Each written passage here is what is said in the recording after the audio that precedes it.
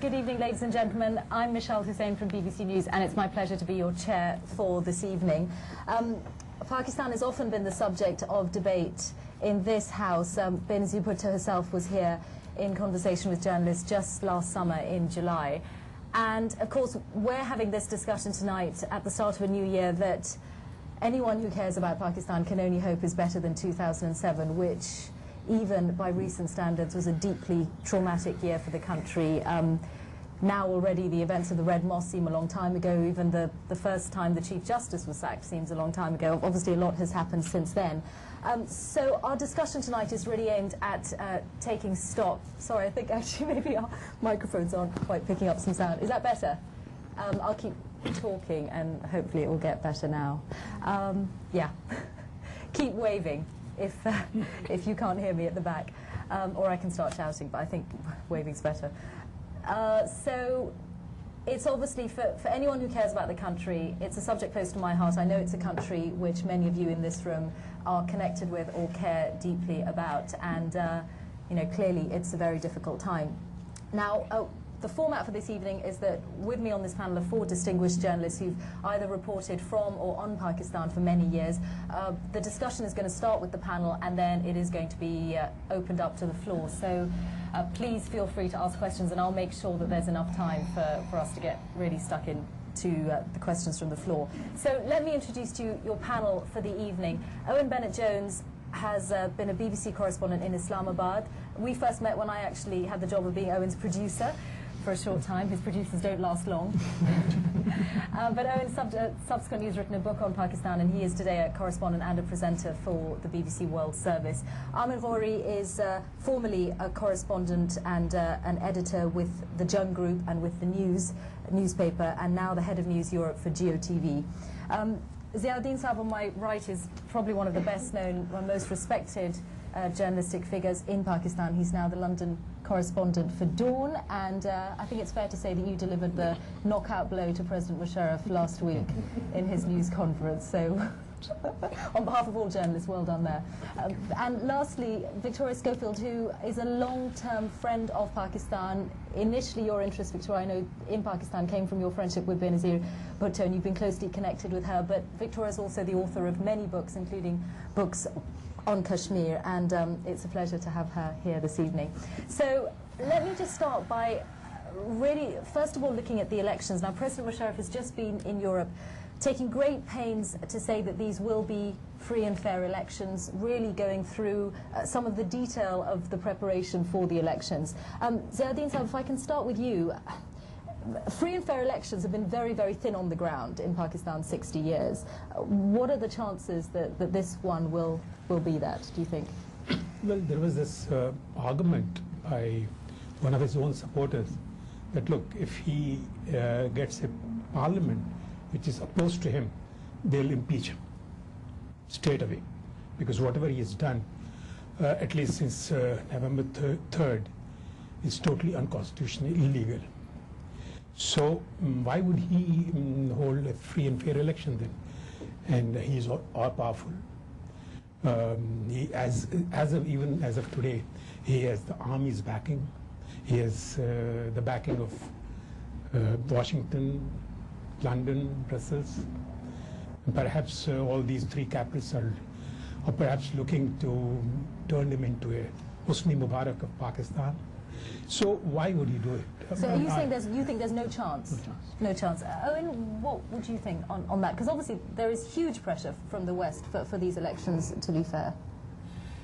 Well, yes, I mean, he has London and he has Washington. I'm not sure he has the army to quite the extent he had it a month ago. So I think things are changing. Kiani is showing himself to be an independent figure and is distancing himself quite clearly, I think, from Musharraf. So I'm not sure the ISI would be as willing to rig it as blatantly as they may have done 3 or 4 months ago. I think there is a possibility that the result will more or less reflect the real result, which is messy and a coalition, and I think that would suit him fine. So I think to that extent there may be a reason for having a moderately fair election in that the result is actually quite suitable.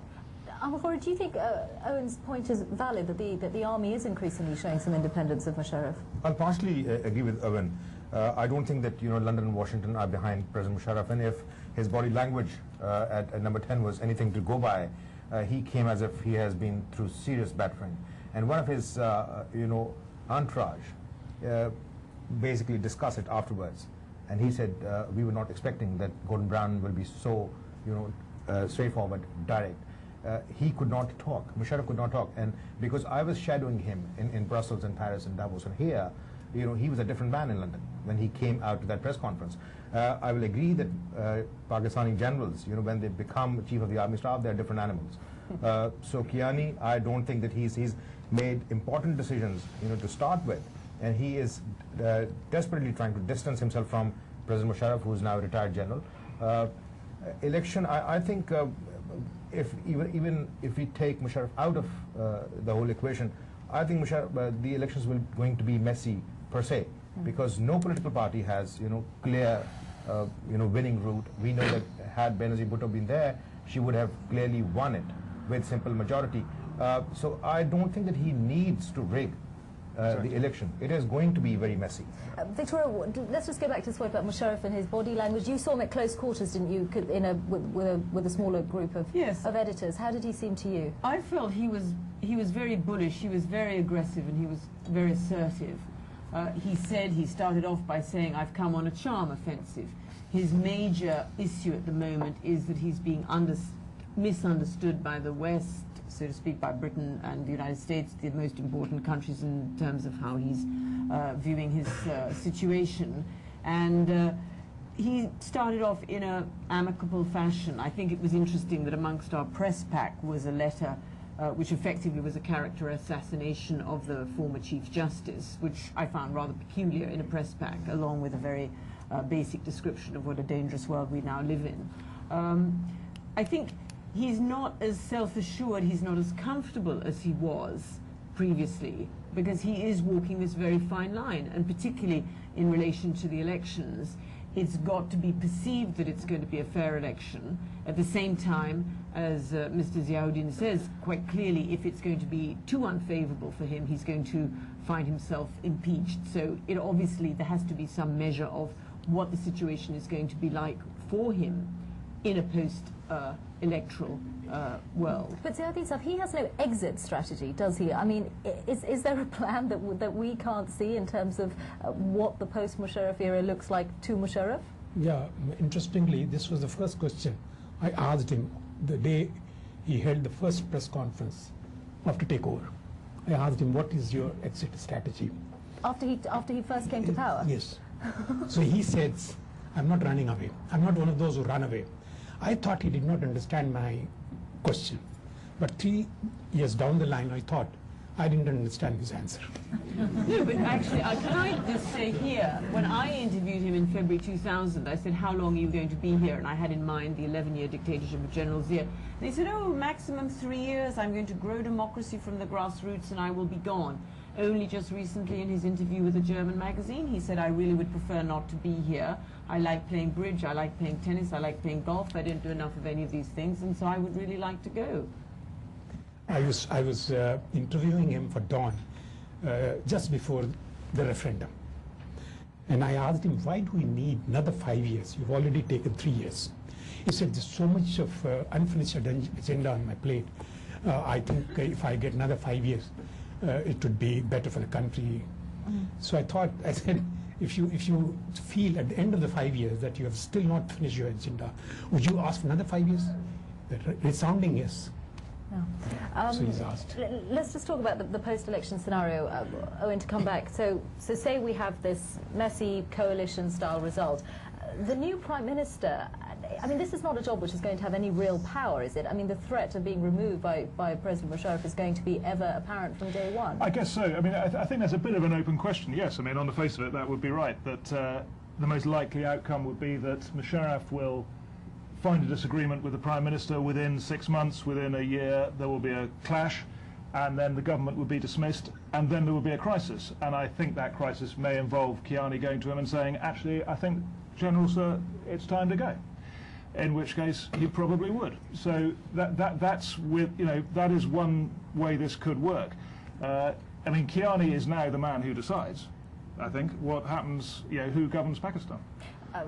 Aamir, when you look at this, I mean, there are lots of people who say, look, Musharraf is the best of a set of really bad options, that, the tried and tested politicians have been seen to have so many flaws. Isn't it fair then to give Musharraf some credit, to say that, give him some more time? What are the other options for Pakistan? I think he was not, bad to start with. People liked him when he came in. Why? Because people were definitely sick of Nawaz Sharif. Yeah, Nawaz Sharif, the way he was running the country, or at least running his government. But just touching on what Ziauddin was saying, that all military generals do not have an exit plan in Pakistan. They have an entry plan. And at the moment they came in, they start talking about democracy. Now this is again a sort of a dichotomy, a general trying to bring democracy in. Again, this whole notion that politicians have not done well, and if you bring them, back, they will ruin the country. Now, this is that the military machine or the ISI or the intelligence agencies, which have constantly talked about this notion that politicians will not deliver. But it's true, they haven't delivered. I mean, you may say the army hasn't delivered, but, no, but the politicians I have a big haven't. question with that. The reason is, if you give, for example, and I don't actually have any problem with naming names, like if you give 20 months to Benazir Bhutto, 24 months to Nawaz Sharif, then 30 months to Benazir Bhutto, and then 30 months to Nawaz Sharif, and judge them very harshly. You do not allow them to complete their term. And here is this general who's sitting for 8 years, does not want to be judged. He's actually asking for another 5 years, and he's saying that he is entering the third phase of his plan for democracy. We are confused. What has he delivered? In Brussels, for example, whatever the credits he was trying to take, he was negating himself in the same speech. Like, for example, he said the GNP has progressed, and Merrill Lynch is saying this, but then he said economy is under strain. He said that we have conquered Taliban, we are doing very well, we are winning the war, but then he said that other kinds of terrorism is cropping up other than Al-Qaeda. He used to say Al-Qaeda is a threat, Taliban are not. Now he's saying Taliban are the threat, Al-Qaeda is not. This guy has completely lost the plot. Yeah, well, it would be quite difficult to make a case for saying that the Pakistan army has governed Pakistan well. Yes. They've governed for over half the time of Pakistan's existence. Well, half the time overtly, but also, yes, I would say, and most of the time covertly. Behind the scenes. But you cannot escape the fact that had Nawaz Sharif had 33 months or 36 months instead of 31 months in his last government, Pakistan would now have Sharia law. And you have to just work out where the democratic process would take you and how committed to democracy these leaders are. I don't. And the reason he got within 2 votes of doing it. Let me ask for your view on that. Yeah. See, Nawaz Sharif had brought this bill, Sharia bill, in the National Assembly, got it through, but that was stuck up in the Senate. In the Senate. And the next Senate elections were to take place in March, and there was this possibility that he might not get it through even then, even if he gets the. So I don't know. See, the tragedy of Pakistan has been, there's been a number of elections in the country, and governments have come in through vote. But the tragedy has been, no government has been thrown out by the vote. They were kicked out by either the civilian bureaucracy or the military bureaucracy. So, unless we give the people the realize, if the people, unless the people realize that they have this power of vote to bring in a government and throw out a government, unless that happens in the country, that realization. But how is that ever possible when the feudal system exists to such an extent that a huge number of the MNAs own, in one case, in the case of Amin Fahim of the PPP, the entire land of their constituency, wall to boundary wall, that is their land. And obviously it's not uncommon for many of the other MNAs to own a large proportion of the land they represent. Today, perhaps the army is the biggest feudal institution in the country. They the biggest commercial conglomerate. They are in every kind of business, from the bottled water to fertilizers to making, even the land mafia. They are the land mafia. Read Aisha Siddiqa's book. And that is, the corruption is massive in the institution.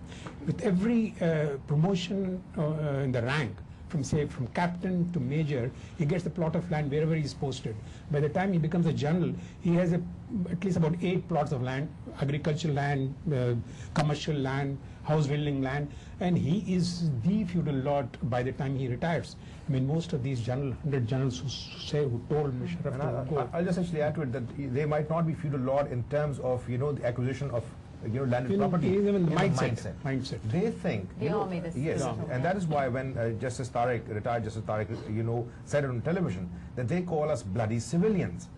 That is their mentality, and it's not that I have family members who are in the army, and they treat us as if we are stupid idiots. When we were trying to, and you mean because they know best? They think they know best. They're the best schools. They have the best colleges. Their facilities, are phenomenal. The golf courses, I don't think any of the Well, we're getting the picture here. Victoria, now I know this argument is one that will resonate with you, obviously, but I just want to go back to what Owen was saying about, judging politicians. Now, this was the argument Benazir always made, that she was never allowed enough time and power to do the things she wanted to do. But don't we all have to be judged on whatever time we do have? And all the indications with what she did do with her time and power were largely unfavourable. Well, I think there's 2 strands to answer this question. Firstly, as I made the point, the army was always there breathing down her neck in terms of her own status, and this is also largely true for Nawaz Sharif. You had sort of different foreign policies being acted out at the same time. And so, whereas we might assume either Nawaz Sharif or Benazir Bhutto became Prime Minister and had the authority that we assume our Prime Minister has, I think we have to be quite clear that was never the case with Benazir Bhutto or indeed with Nawaz Sharif. There was always a hand held behind the back in terms of what she could actually do. That's number 1. Number 2, in terms of particularly with her, because the sort of glare of criticism has been mainly directed against her governments, when she assumed power in 1988, the expectations of what she could achieve were absolutely sky high compared with what actually could be achieved, because she was entering politics at a time when you'd had 11 years of military Yeah, she was the symbol of everyone's hope. She was exactly the symbol of hope. I personally myself was in Pakistan at that time, and people would arrive with chits. I want this job, I want that job, I want this promotion, I want that promotion. But that's not unusual for anyone in power. It's not unusual, but there was no system into which she'd stepped. And I remember talking to her at the time, and she said, I stepped into an empty office, both literally and figuratively. The bureaucracy wasn't working, part of it was hostile. They'd shift papers from one desk to another desk because they thought that she'd come in and they were loyal to the memory of General Zia. Don't forget she came in at a sort of a bloody time. I mean, General Zia had himself been killed violently. So it wasn't as though it was a natural transition. It wasn't an expected transition. And I suppose what I really feel about the whole issue of democracy in Pakistan is that it's not something that you can whitewash the walls with and suddenly, I'm going to have a spring clean and bring in democracy. It is a very fragile process, which we ourselves know from our own political history. We had rotten boroughs in 1830s because, they were bought by the landlords. Our political process has been very gradual. Women weren't enfranchised until the 20th century, when you think about it. And what I would say is that for all of those people who say, well, Pakistan's not suited to democracy, if you don't try it, it's never going to work. And I think bad politicians or ineffective politicians are much better than just throwing in the towel and saying, well, we're fed up with the politicians, let's have military dictatorship, let's have military government, because it's not accountable. And the one thing about the politicians is they are accountable. There's going to be someone in the opposition pulling them up. Benazir was judged very harshly on the women's law. When she became the Prime Minister for the first time, she had a minority government. She didn't have the 2/3 majority to change that law. But in the country as well as in the world, she was judged very harshly on that. Why didn't she do it? When she got an opportunity to do it, she did it. Even when she was in the opposition, about a year back, when Mr. Musharraf moved this bill to dilute the Hudud ordinance, she asked her members to vote in favor of that dilution. Although the Hudud ordinance is still as harsh as it was, it is diluted, but when she got that opportunity, she came in, even though many of her friends said don't do it because you will be helping Musharraf. Ghauri, you know, it's all very well to trash the army today, but the fact of the matter is, in 1997, when Musharraf overthrew Nawaz Sharif, I mean, not only did he have popular support, he had the media support, he had, you know, he was seen as someone who was doing a necessary job in saving the country, as it was seen at the time, from a corrupt politician. I think, you know, partly I'll blame the political parties, because political parties are, again, personalities.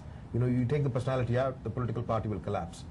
And all these 8 years, for example, if you look at now, the political parties are in just waiting mode, that once Musharraf goes, you know, most probably by, you know, a violent death, we'll actually have a chance.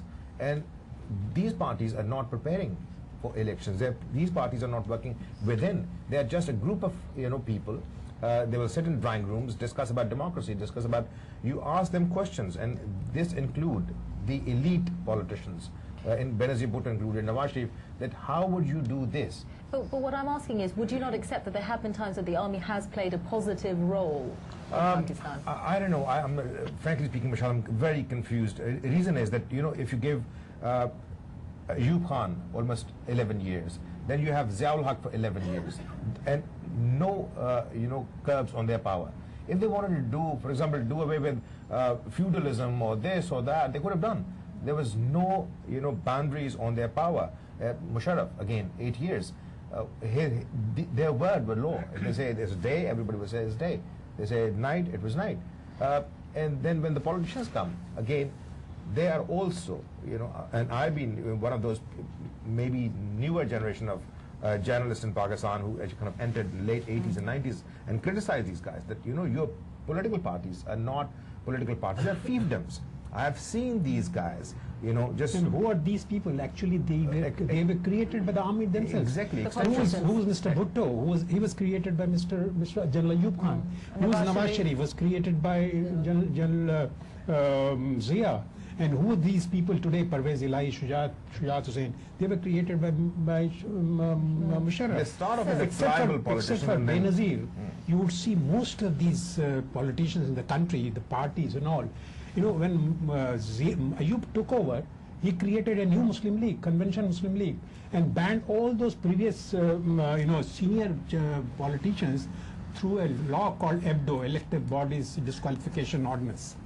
And a new crop of politicians came in. And then when Zia came in, he banned all this senior politicians and brought in his own. He got 1985 elections. Mr. Junejo, he made Mr. Junejo the Prime Minister, an unknown entity. And similarly, he promoted Mr. Nawaz Sharif, again an unknown entity, and made him a politician. Owen, so then it is an army with a country, not a country. No, sure, absolutely. But I think it's very interesting what you've just said, because, you know, it is common currency to be very critical of the army. And quite right too. I mean, you know, their record stands for itself. I mean, there it is. But then what you've just said is that the democratic alternative is actually an army-appointed affair. It is also the case that these people are leaders for life, that they are corrupt, that their record, Nawaz Sharif sacked the Supreme Court physically. A mob went and smashed the place up when it ruled against it. So I think we just have to be slightly realistic about both elements of the establishment.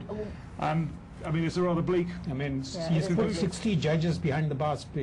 Musharraf has 60 judges. Same thing. I mean, I'm not making any not the distinction. same thing. It's different. It's much more. It's worse. Than ransacking the Supreme Court? I mean, it's bad. It's bad. But he's not the first one to act against the judges. I mean, I think that in whatever... The PCO is actually ransacking. You're missing my point. Zia brought in this provisional constitutional order. I'm not defending military rule. I'm just saying that democratic governments Well, Mr. Blair was also being criticized here. I Mr. Bush has been criticized there, and corruption is. Let me just, Victoria. Well, no, I mean, I think we're all, and especially in the audience, we're just wondering why is Pakistan so unable to deal with its institutions and its administrative. I mean, what essentially one is looking for is a government that's administered correctly, and somehow in these 60 years, Pakistan has lurched from one lackluster government to another, and with the army overbearing. I mean, we put, foreign policy concerns, the concerns that Pakistan has had over India and Kashmir, so the military has its role as a guardian of the nation, and this is one particular issue. But, it is an extraordinary and perhaps an exceptional country that hasn't really managed to get it together. Yeah. Just before we turn to questions, I just want to explore the point about foreign policy, particularly American foreign policy, but also British foreign policy. 6 months ago, 3 months ago, Benazir and Musharraf, some kind of power-sharing arrangement, however that would work out, was plan A. There doesn't seem to have been a plan B from the West. What should the West's plan be now in the wake of Benazir's assassination? Should it be then to, whether it's Kiani or another general, to build up the links and to make that person the next best hope? That would be disastrous. If but is that realistic? Is it as the West plan B? I don't know if they want. See, Musharraf was doing a double job. He was ruling the country as well as fighting the terror war. The West wanted a person whose focus on terror war, and Kiani perhaps they forced Musharraf to give up the army uniform to make the army rather focus on the terror war. So Musharraf is no more responsible for the terror war. And perhaps in a government which should come into power after elections would also be looking after the country rather than the terror war. Terror war will be the responsibility of Mr. I think there is a foreign policy element here where Washington and London, major Washington, because Pakistani generals, frankly speaking, do not listen to London. They don't actually want to have any relationship with London, because since Pentagon feeds Pakistan Army, that is the relationship, not even the State Department. But here, I think Americans finally understood that Musharraf is not delivering. He's just talking, even on terrorism. He's constantly shifting his position, shifting his response. So maybe this is a time that, for example, if he was to shun or shed his uniform in December 2004, this is time now in 2007 that he should finally take it away, because army will do this job, whether Musharraf is there or not. And on the other side, I think there is a growing realization within Pakistan Army that Pakistan Army needs now to step back, because it's taking direct knocks within Pakistan, in Balochistan, in Frontier, maybe in Punjab, in Sindh, that this is time that Army should step back a little bit and allow whatever political space slightly, because they will definitely continue ruling from behind. And this is a stage when Benazir is gone. Benazir, by the way, was going in agreement with Washington, London, and Musharraf. Anybody now, whether it's Zardari or Nawaz Sharif, they will be more than willing to shake hands with the army if Musharraf goes. Zardari, I believe, will even shake hands with Musharraf. And Musharraf has greater chance of shaking hands with People's Party, because I'm not sure I agree with that. I have my opinion, you have your opinion. I think because Musharraf does not want Nawaz Sharif coming in. Because it's personal. Because it's personal. Yeah. Nawaz Sharif hates him, he hates, But just one more point, that, in the last, this martial law, in Pakistan, there's a growing realization that although we were sold this name Al-Qaeda too much, in Pakistan we feel that there is another group at play, which is larger than Al-Qaeda. And in Urdu we call it Al-Faida. The profiteers. The profiteers, the stealers of this country. And this is, army will actually have to take the major blame. Army, then, politicians, then the feudal lords, then industrialists, then mullahs. Because, frankly speaking, we have seen mullahs moving from, very shabby mosques into 4x4s, Pajeros, Kalashnikovs. They are, they're loaded. Okay. Okay. Can I just make the point, just lastly, very, very quickly? That you know what, if you're talking about foreign policy, and it is mainly the United States, Britain isn't the player, it's the follower. The trouble is that the United States, how genuinely concerned are they about democracy, or are they mouthing that because they're actually concerned about what role Pakistan can play in the US's greater global security interests? And that's the danger. And it was so obvious when they rather cold-shouldered Musharraf in '99 when he overthrew the elected government, albeit unpopular, albeit corrupt, whatever. But suddenly their tune changed in 2001. Musharraf had absolutely everything he asked for, and I think the proof is in that particular. So just to emphasise that point very quickly, the sum that Pakistan has received since 9/11 is phenomenal. Is something like $20 billion. It's more than Israel gets. It is a fantastic amount of money. The coalition forces. Yeah. Okay, right, we're going to turn to questions. I just thought before, there are some seats, so I'm just conscious that some of those who are standing could come and have a seat. So just while we just regroup for questions. Now there's a microphone that's going to come around. Sophie's going to kindly move our microphone around. So I think if we take the first question at the back then, and could I just remind everyone just to say their name before they ask questions. So sorry, the question's at the back. I just want to make sure that this gentleman has a seat. There's not a seat for you. There's several seats there. Yes, well, I was just wondering if you might... Sorry, and your name? Yes, my name is Stuart Chisholm. I'm from the Open Society Institute. I was wondering if you might be able to comment on the role of the media now in Pakistan. Because obviously if we look at the judiciary as being one victim, the media in Pakistan has been another victim. Yeah. Okay. And so the question I would have would be really, now that the media, or many of the media are back on the air, there has been some debate as to how independent and how able they are to report on current events because of the government-imposed code of conduct and other issues. So I would just be interested to know now how that may impact the coverage of the current elections. Aamir, why don't you start, because actually Gio's only just managed to get back on the air. Yeah, means even when Musharraf said that he gave us, complete freedom and almost 50 channels were, on air and newspapers were writing whatever they wanted to. Our feeling, at least my feeling from, being within Pakistani journalism, was that there was definitely unprecedented freedom of expression, but there was very little freedom after expression. So once you have spoken, telephone calls will start ringing. And normally, because our ownerships, they are not journalists, they are definitely businessmen, they will actually have to come down not very harshly to us that, behave. So is that the way the GEO-op is operating now? Now definitely is operating. This is the first time that we cannot air any live programming. We have, for the first time, we have established a censor board within, our organization. Every program has to go back to the censor committee. Do you tell your viewers that? I think they pretty much guess that whatever you're saying is not the satellite, the Pakistan television, the state television, but the tone has definitely come down. It's very, very toned down television. And Musharraf has, frankly speaking, openly said that if I can ban them under emergency, now this is private, but definitely conveyed to us, I can ban them again. Ziauddin Sahib, is that the way that Dawn, and of course Dawn also is now in the TV side of things, is operating? See, he's very, very liberal towards the English media. Yeah, because Dawn English newspaper, because the rate of literacy is so low in the country that perhaps even, the readership of Dawn is very much limited, and the viewership of Dawn News television is also very, very much limited. So he's not worried about the English channels. But then the vernacular channels and the newspapers are under pressure, have been under pressure all along. Aamir has not disclosed the fact that two of his colleagues are banned. Banned entirely from the air? Yes. On the government's orders? In ARY as well. In ARY as well, two have been banned. Terms of capitulation. Yeah. Another channel also, there two have been banned, but six anchor persons have been banned.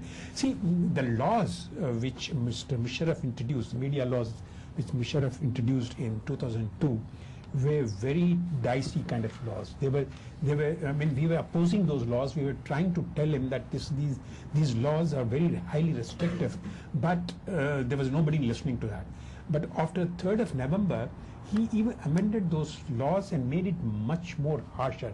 You know, even before 3rd November, the police could have raided any cable operators without any permission from anybody, and there would have been no recourse to law, even before even before emergency. So there is a real question about to what extent the media is now serving the country. Victoria, now you saw obviously Musharraf at close quarters.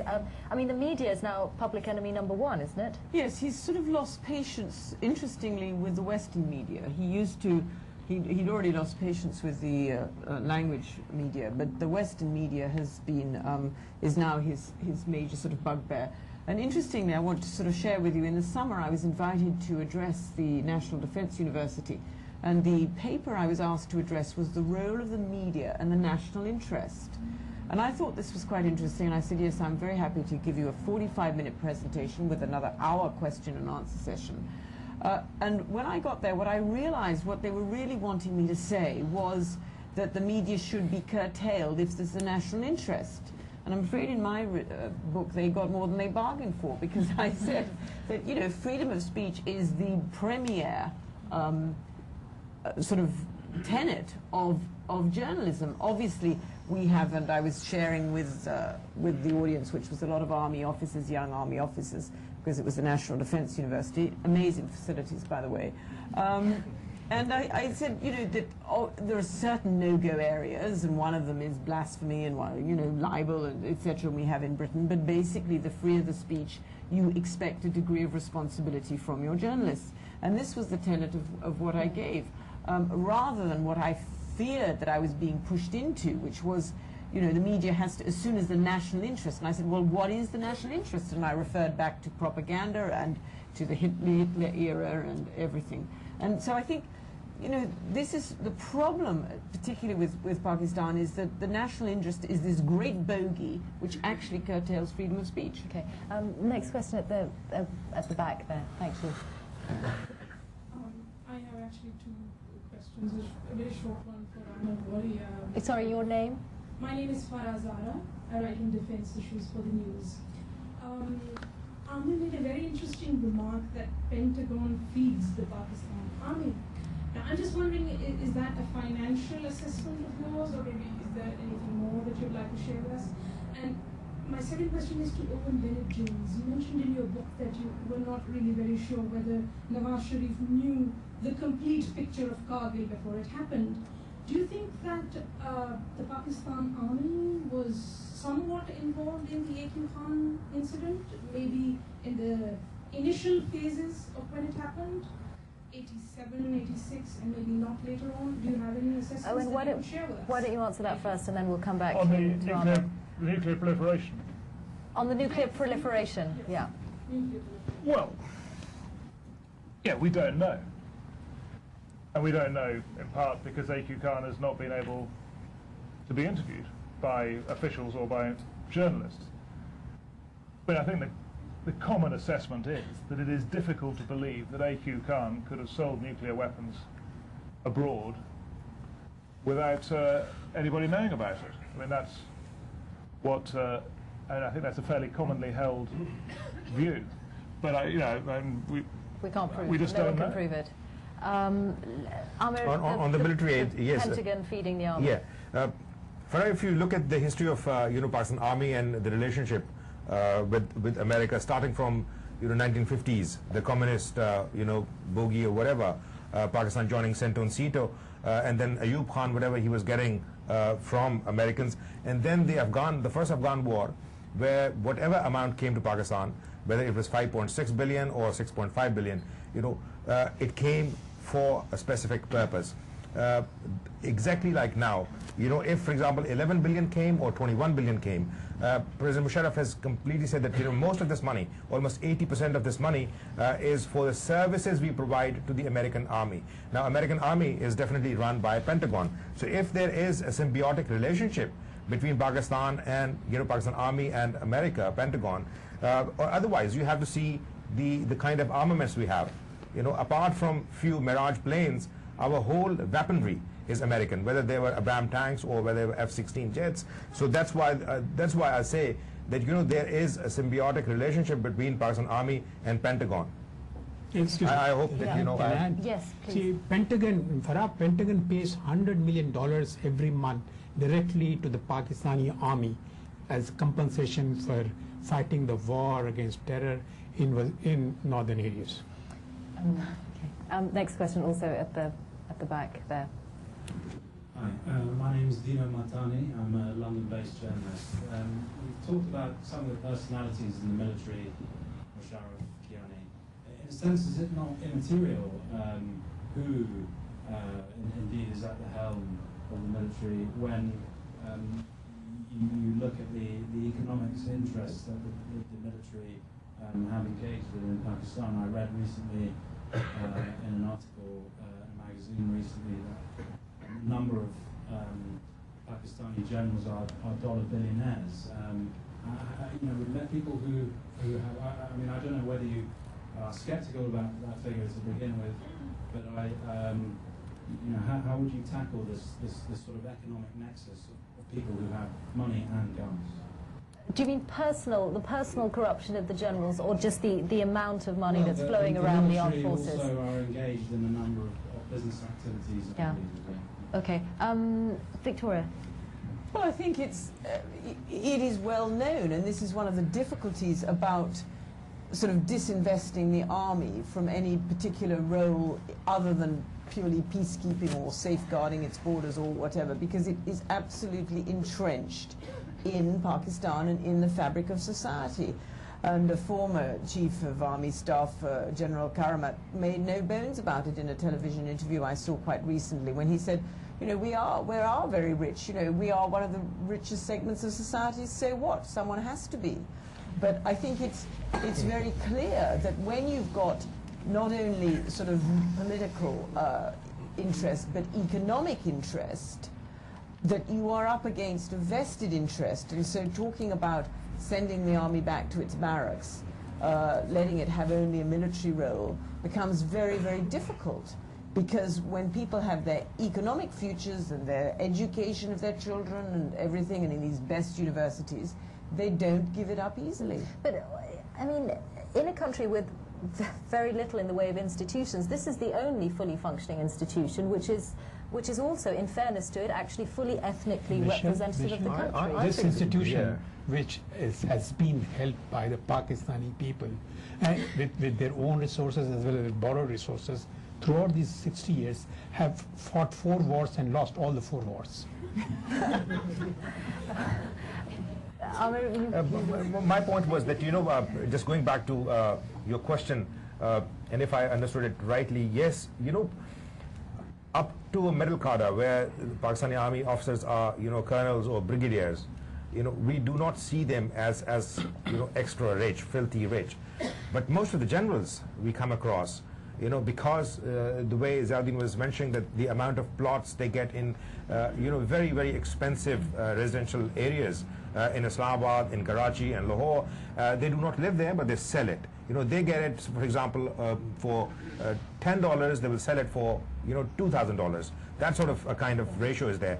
And then, you know, if you compare them with the civil servants, because the cadre is exactly the same. In Pakistan, they are, you know, graded, you know, grade 21, grade 22. A 4-star general will retire in grade 22, exactly like a federal secretary. Now, federal secretary, when he goes back home, he does not have a plot unless he was corrupt, you know. So he retires from the service without any, you know, financial benefit. But we have seen generals, including, for example, Aslam Beg, and their ego was so small that the registration plates were their numbers. Like Aslam Beg's Mercedes was, you know, MAB1, Mirza Aslam Beg 1. And, you know, the thing is, when you actually ask them, they said that we have served this country.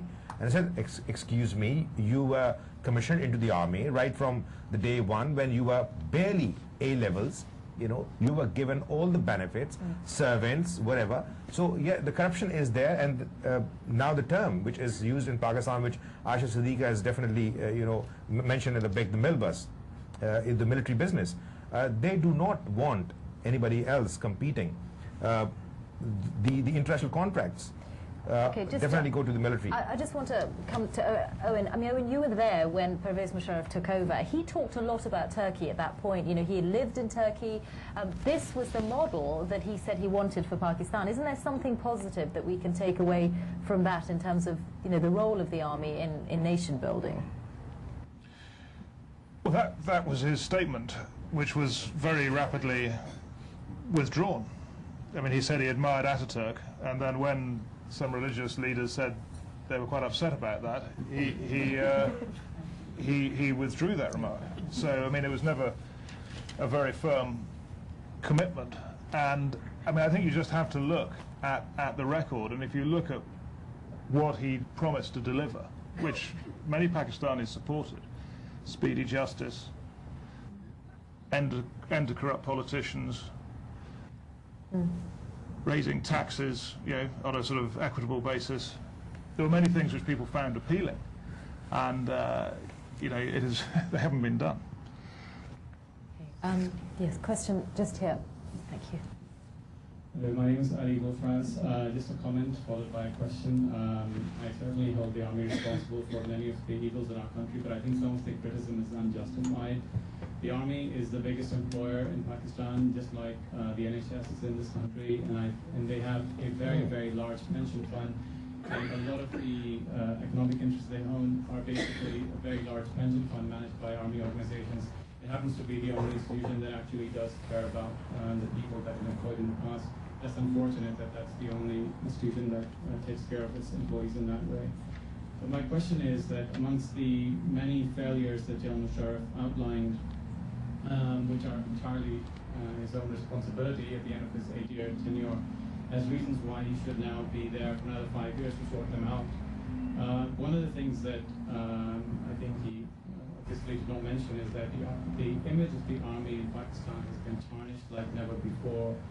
And my question is that has it been tarnished enough that we are likely to see the army staying away from playing in the political arena for some time?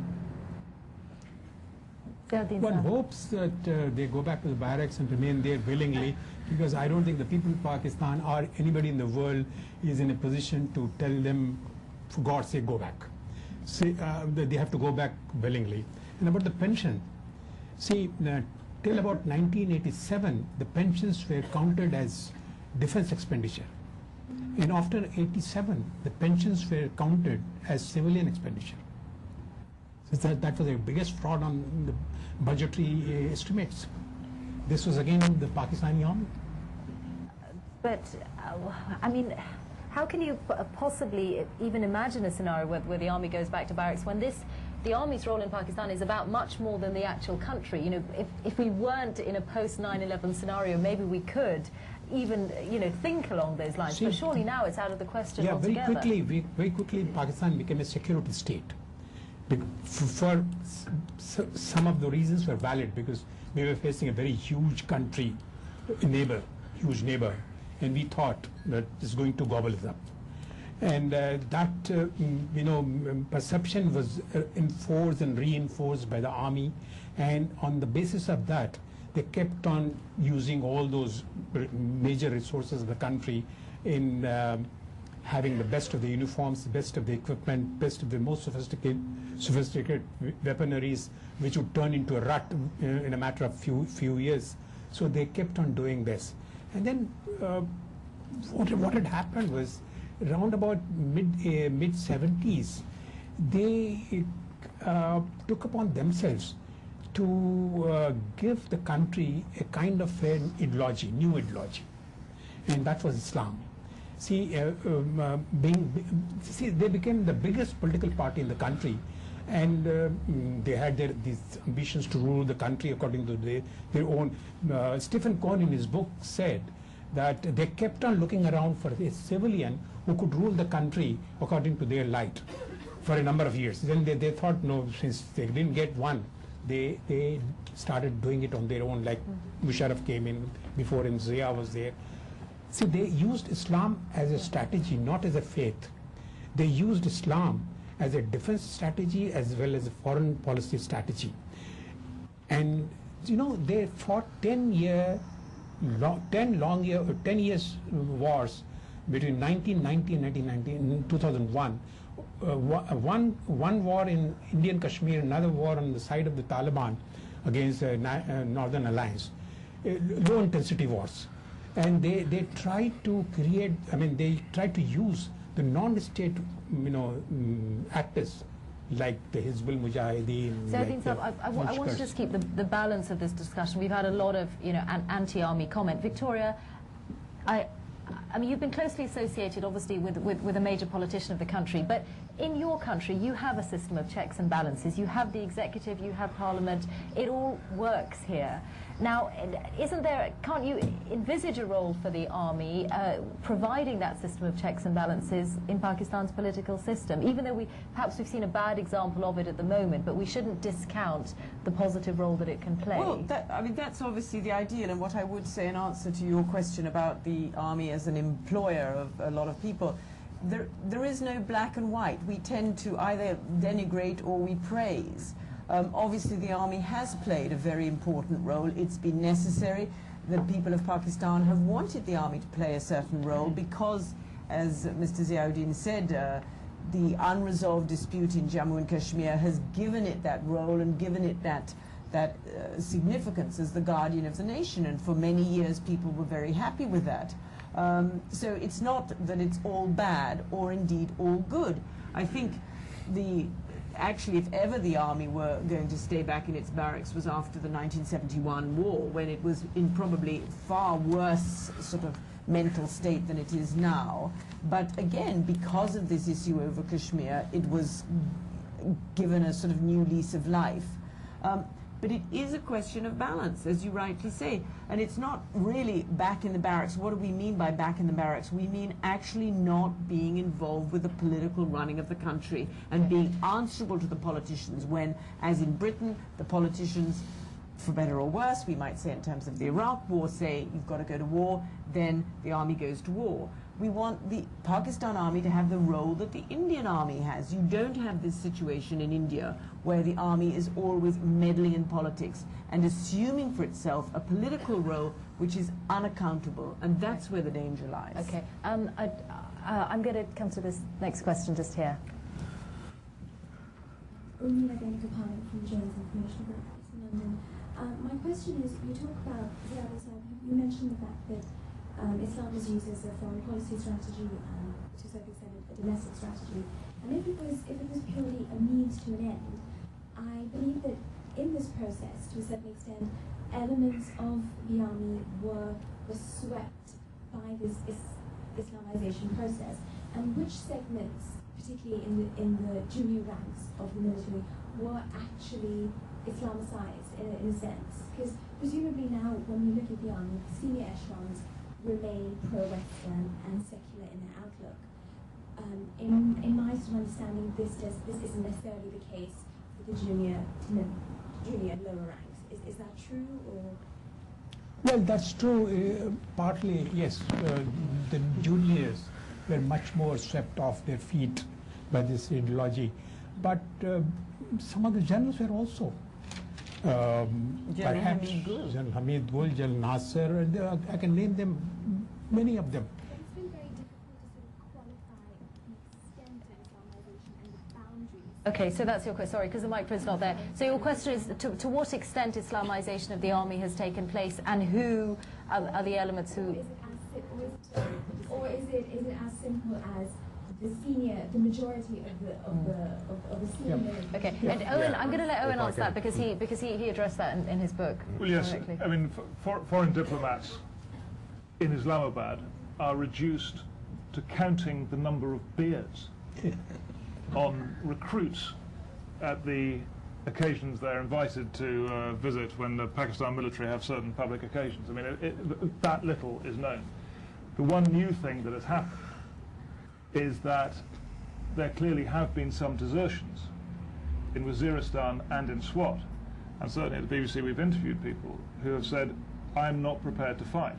Because they're fighting fellow Muslims? Yeah, I mean, it's very quite interesting this, because in the Red Mosque, some of the people who were asked to do that operation, and some soldiers died, said that they considered both those they were shooting to be Shahid and their own colleagues to be Shahid, to be martyrs. If briefly, which is quite difficult to square. But that's what they were saying. And goes against everything that they would have been inculcated with in the army. Yeah, in fact, in Waziristan, as I understand it, some have left saying they just won't do it. Aamir?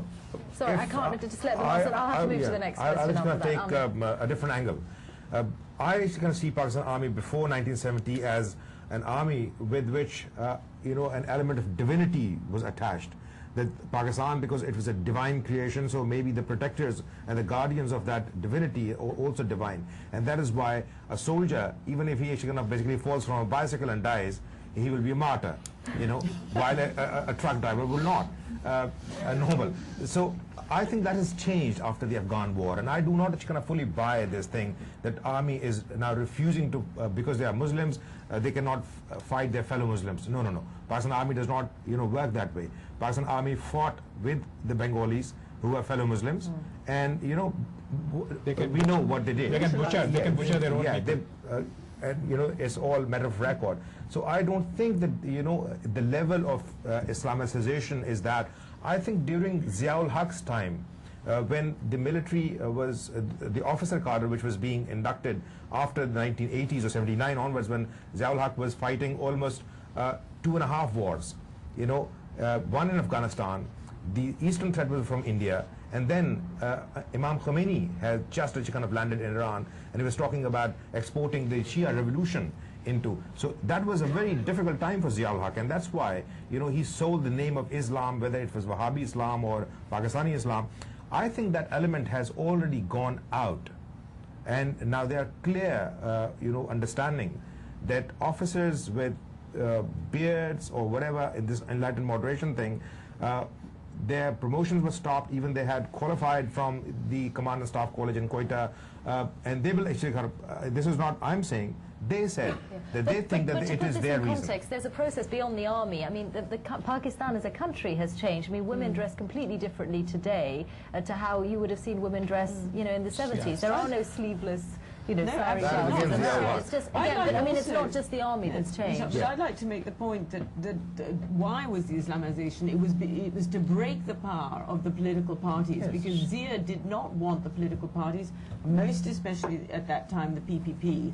The Nawaz Sharif wasn't heard of. There was no really alternative and no one can political speak party against Islamization. And so I was living in Pakistan at that time, and suddenly the newspapers were full of, introducing Islam. And when he put himself up for election, I think the words to his election manifesto were, "Do you believe in the Islamic reforms which I, as president, have enacted?" And so, of course, he got 100% vote yes, because no one was going to vote against Islam. And it was a new card he was playing. It was to break the PPP, and that's how it began. But just a quick note. Women might be actually wearing shalwar kameez, not saris, but men have come back to suits. So, and people. What Musharraf did was in 2002, he rigged the election in such a way that he divided the country in two. He gave NWFP and Balochistan to the religious right, MMA, and kept Sindh and Punjab to the enlightened moderates. Okay, sir. Sorry, my name is Ghauri.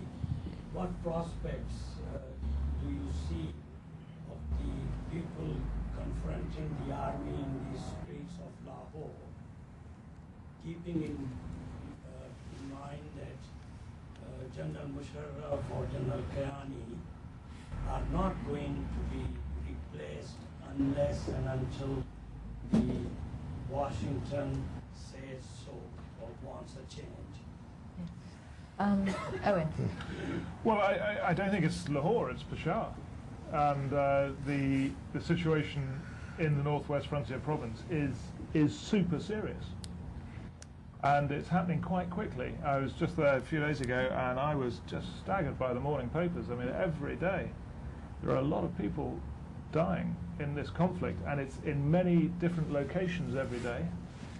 And it's Sherpa, the former interior minister, they've tried to kill him twice. At least. Well, sorry, But two sorry, suicide bombers have got very close. Just to go back to the question, are you, when you say the streets of Lahore, It will not make a difference. They can shoot hundreds of people on the streets of Peshawar or Karachi.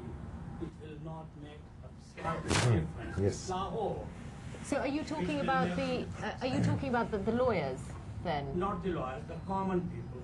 Lawyers, let us be quite frank, lawyers represent part of their class which has always sided with the army generals. But they are not now. So that's why I'm saying that when you say that what are the prospects, I think, you know, the bleak picture we have painted, there are definitely, you know, very positive signs that for the first time, the reaction from the society is not coming from the political parties. It is coming from what we know as the civil society. We know from the Human Rights Commission of Pakistan. We know that it's coming from, at times, from students, from media, But Musharraf and says from that's lawyers. the elite, so it doesn't count.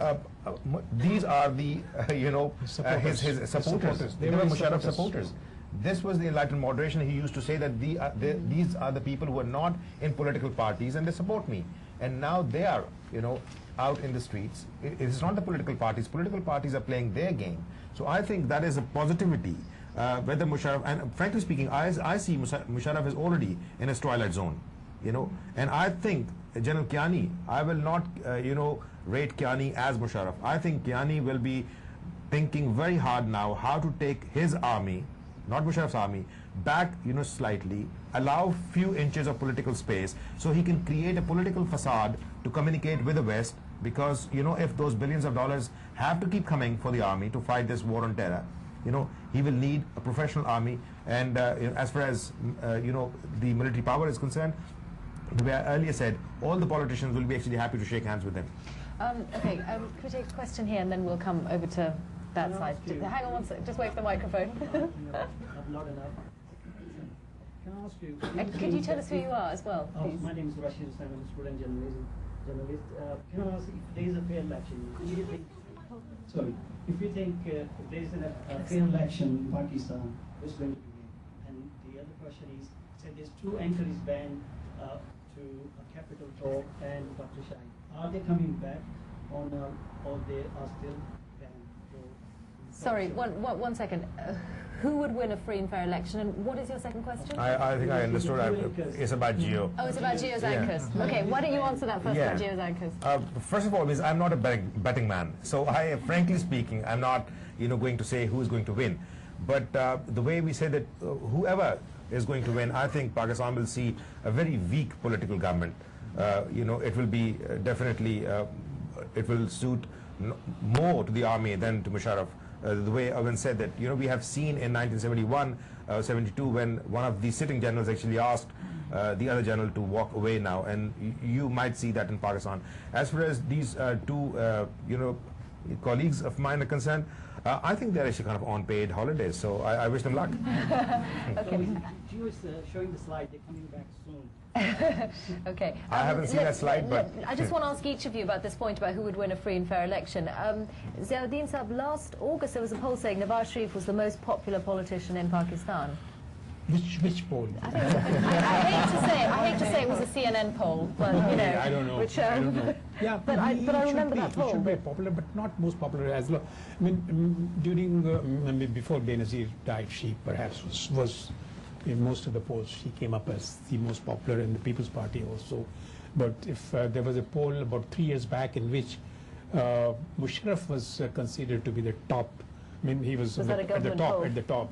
No, that was done by the American embassy there. Okay. And Musharraf came up as the most popular person, but Benazir and Nawaz, the parties of these 2 people were also very popular. I mean, but then the recent count, that was the count was first week of December. That said that PMLQ will win 115 seats. And People's Party will win about 92 seats. Nawaz would win 45 seats. MMA will win 42 seats, 45 seats. Nawaz with 42, and MQM about 20. That was the first week of December before Benazir's death. Okay. Just very quickly, I mean, what would you? I mean, you just think of. The only point I make is there are a lot more polls than there used to be. I don't know how good they are, and I'd love to know. This is ISI. It's a good one then. Your one was. Sorry.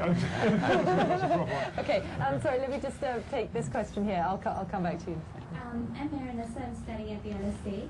I was just wondering, I think it was yesterday or the day before I read an article in the Associated Press about Fethullah Masood and especially the Afghani Taliban saying that they have nothing to do with the Pakistani side of the Taliban, suggesting that there is apparently a break between the two. What implications do you think this has for Pakistan's future governments and also for the Islamization of Pakistan? The existence of a solid, separate Pakistani branch of the Taliban. Yes. Okay, Aamir? First of all, I don't actually want to trust this guy, whoever he is, Fethullah Masood. I know that he's serving General Musharraf's cause these days, and that's why within hours, Pakistan's intelligence agencies came up with this idea that maybe Fethullah Masood is behind Benazir Bhutto's assassination. I don't think that there is, a great divide between both Taliban. These Taliban who are Afghans, most of them were born in Pakistani, Afghan camps. They were raised there. I actually at times feel very sorry for the Afghans who are actually fighting this war, because if they were 5, 6 or 7 year old when the whole problem started in 79, or if they were born after 79, that means they are 26, 27 now. They have not seen anything but war. They haven't seen anything but, killing. How would you sell this idea that people can live together? So, I'm on that count, I'm very confused whether America or Pakistan will win this war on terror or not. I see it as a problem which will remain for a very long time. So I don't. Sorry, they're relatives. We have to move to the next. I'm just going to let them answer this. Just briefly, is it credible that there is a separate Pakistani Taliban? Is there a split? It is not, because they're Pashtuns on both sides. Taliban are Pashtun. They're relatives. So I don't think they are relatives.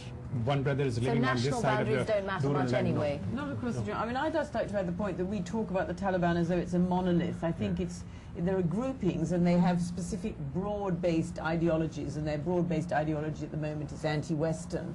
But I think we're wrong to sort of consider that it operates like a political party with a leader who directs everybody. They operate in cells and they have their particular ideology which they follow, which, as I say, is at the moment anti-Western, anti-the Pakistan government in terms of, attacking military installations. And I think we should be wary of just putting names and thinking they operate with one accord. Okay, next question. Notional were the Embassy of the Czech Republic. Actually, when we are talking about Masood and his group, or is now under attack and under army operation in South Waziristan, could it actually implicate that they can try to escape from Waziristan and spread into bigger cities, let's say into Quetta or wherever? They're in Quetta already. They are sure, but if they are maybe going to attack there more and spread their attacks into bigger city on the largest scale and escape from Waziristan. Okay. And Toy, do you think that the Americans are able to make some agreement, maybe even secret agreement with Musharraf for their possible military involvement in Pashtun Belt? You mean American forces on the ground, you mean? Should I answer that? Because Musharraf specifically said absolutely not. In fact, he has to say that. No, but I think he... Then strike and then said he did. No, but even, I think... Yes, I think even with whether, he might secretly say one thing and mean another, this was in the press conference he gave, he was very assertive in that respect, and he basically said, you're doing such a bad job, you British and Americans in Afghanistan, you're too thin on the ground there, so why talk about coming into our side, and we can perfectly well take care of it.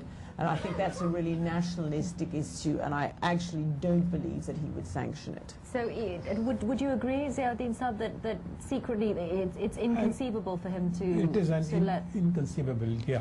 I think because the word would get out. Exactly. What kind of a war is this? No. Besides the word getting out, what kind of a war is it? It is a guerrilla war. It's not a frontal war. If you know the terrain of that area, you cannot take into that area tanks tanks cannot move in those territory, and neither the aircrafts can fly low. So it is not possible for any military formation to go in. That's the reason why the Pakistani army is also failing to do anything. Military formation from any country. And then Taliban would never come out of that region. They will never come out to the settled area in Pakistan. They have never come out. See, if you go back into history of Pashtuns, they have always been rather not very lawful. They live with the guns. They used to live with the guns. But then they confined themselves to their own region. They never came into the settled areas. They would come once in a while and pick up some person, kidnap him, make hostage, demand money. I mean, they would do some criminal activities, but they would never come into the settled areas. It is because the Pakistani army has gone into their area. That's the reason why they're fighting with the Pakistani army. Just one brief comment, just on this point. I don't think that, whatever Musharraf is saying now matters. Again, it will be Kiani's word, whether the army will, up the pressure or not. And I think that if, for example, the military pressure is built on Waziristan, from whatever it is, I think Pakistan has committed almost, 80,000 soldiers already. So I don't think that Pakistan will be in a position to send more troops. But if it does, it's a very big if, these guys, the way, everybody is agreeing, since it's an open area, they can move from that region. Okay, we just have time for a couple more questions. Very good evening to the panel. My name is Sadia Tariq, and I'm a graduate of established Pakistani University and a youth in Pakistan. And I feel that at this point of time, we don't see any future of our country. There's no, at the moment, but it's so cold over there, there's no gas in people's homes, there's no electricity. Even, in the summer there's no electricity, now there's no electricity in winter. So what do we see in the elections? What do we ask for? We had Mohtarama Benazir Bhutto, she's no more now with us. So what's left for us? They're having the day for the Chief Justice today, Yom Iftikhar. What's there left for our country? There's so much of insecurity there. I think there's too much, for people like you, people like me. If there's no gas, electricity, the way we are reading, at least we have a bomb. But I'm saying cynically. that was cynically speaking. But frankly speaking, Pakistan has been there. Pakistan was broken in '71. Pakistan has been through bad shapes. And I personally, as a middle-aged sort of journalist now, say that I think Pakistani leaders who are very well educated, at times from Oxford, Harvard, or if not, then Sandhurst and West Point, they were the problem. But I think there is a greater realization in the people for the first time that in this civilian movement, that maybe they can play a role. And I think that is, that's a positive thing. And I see great hope in the media. And I, frankly speaking, I sometimes think that if Musharraf goes now peacefully, 2 years down the road, he might again turn out to be a hero. Because I do not actually have too much hope from politicians. And as media people, we are up against, whatever is corrupt in Pakistan. They're trying to buy us or whatever, but there is, a growing bunch of people, who know what they're doing and openly saying that if we are wrong, take us to court. But if you don't like us, face us. Okay. I think there's a question, sir, and then I'll come to a question over here. Yeah. It's Paul from London. What are the chances, do you feel, of a serious implosion of power, or things would just seriously get out of hand as it did in Iran in the 70s? Is it the Hollywood theme? Hang on. Just hang on a sec. Okay, Owen. There are two things going on. There's a political struggle in Islamabad. The elections will be part of that. The army's attitude will be part of that. Musharraf's attitude will be part of that. And it's an open question as to how much that political struggle actually engages with the issues that the people in Pakistan face, like not being able to get their children educated and all the basic issues that are there in Pakistan. Basically not being able to afford flour and all these basic issues. And so you've got the politicians struggling in Islamabad. But the biggest struggle is going on in Northwest Frontier province, and it is going to take a long time, I think, to resolve. I mean, it's quite grave, and you know, there is the prospect of quite a prolonged conflict. Ziauddin Saab, just briefly, I mean, the chances of an Iran-style revolution? Not possible, because Punjab, the largest province of the country, about 65% of the people live there, is by and large rather moderate. Most of the people living there are not extremists. This pocket there. In Sindh as well, and in Balochistan, the Pashtun areas are rather more inclined towards religiosity, but not the Balochis.